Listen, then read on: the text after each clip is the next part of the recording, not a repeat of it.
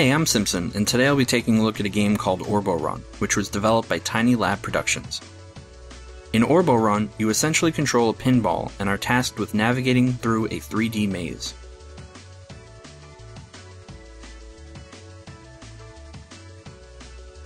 The maze varies in complexity from map to map, and you receive points based on how quickly you can steer through the maze and how many collectibles you manage to retrieve.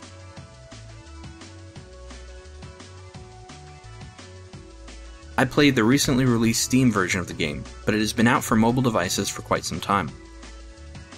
The controls are pretty straightforward. Your character is an adorable little robot that curls itself into a ball. This pinball steadily moves forward without user input, and your only options are to move left or right. Visually, the game reminds me a lot of Portal, as your character looks like he would fit right in with the likes of Atlas and Peabody. Even the level design looks like the brainchild of a member of Aperture Science. After accumulating enough points, you can purchase various skins to customize the little guy's appearance. Coupled with his animations, he's certainly the most adorable little pinball I've ever played as. Gameplay takes place on one of 6 worlds, with each world having 15 levels. The gameplay unsurprisingly varies from level to level and from world to world. The first world, Haste, focuses on maps with moving platforms and generally has more fast-paced movement. Levels in the second world, Puzzle, contain more obstacles and hidden pathways which allow you to reach the end more quickly or gather more points. The last world is Hazard, and it is replete with obstacles that can require copious amounts of trial and error. After completing 10 levels in the basic version of each world, you unlock version 2 of that world. These sequels maintain the same theme but increase the difficulty. I found that initially the game played quite slowly, taking a long time before more challenging and fun levels appeared. While forgiving the first level as a simple tutorial, the levels that follow do not ramp up in complexity nearly as quickly as I'd like. If you're patient enough to unlock them though, many levels can be quite enjoyable. Beyond falling hazards, many levels require you to navigate through puzzle-like warp portals and launch pads to find the exit.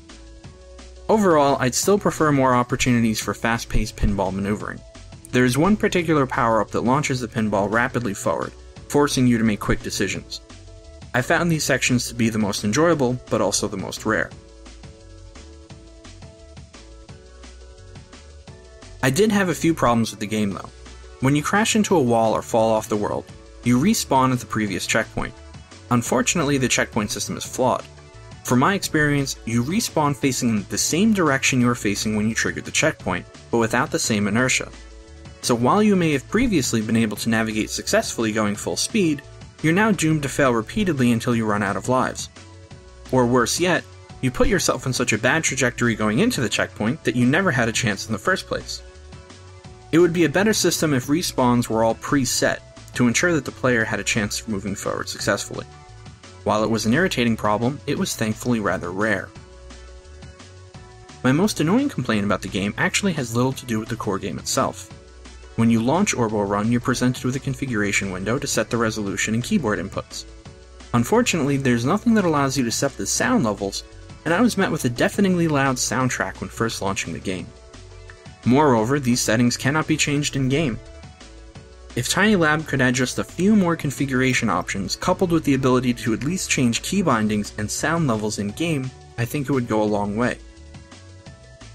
Overall, I did enjoy Orborun. It's a game with a simple premise that's still challenging enough to enjoy. If you'd like to purchase it, a link to the game on Steam can be found in the description below. Until next time, thanks for watching.